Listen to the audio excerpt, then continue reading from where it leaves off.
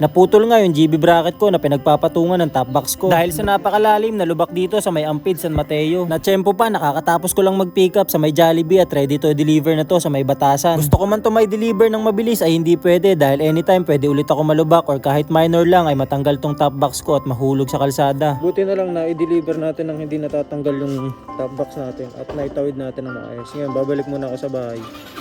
Kakabit ko yung luma.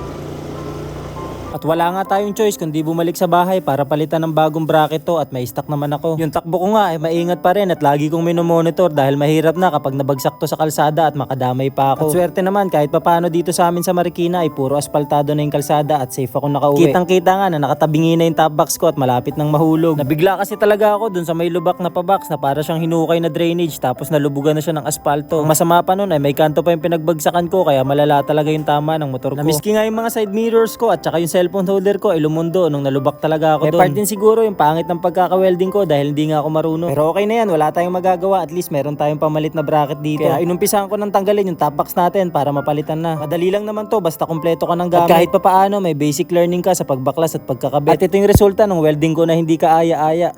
Shoutout nga pala sa GB, may bago tayong ilalagay. GB yung brand natin ngayon. At kay Sir Aja Osatsima sa pagpapadala nito. GB. Mas. Yan o. Kasyang-kasya yan, boy. Kabit na natin. Let's go.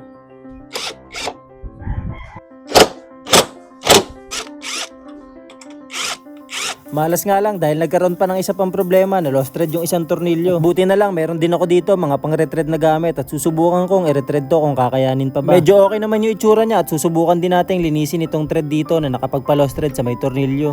Itong base plate ng top box natin, ililipat na natin doon. Baklasin na natin to.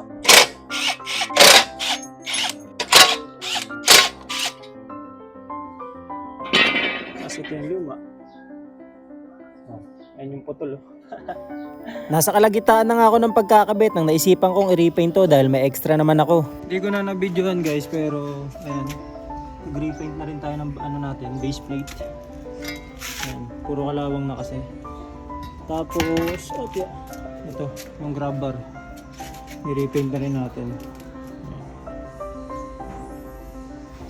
Bumili na rin ako sa auto shop ng bolts and nuts na may kasamang washer pamalit dito sa mga luma kong tornilyo. Nilubricate ko na rin yung paglalagyan ng mga tornilyo para hindi na siya ma-lost thread at smooth na lang ipasok.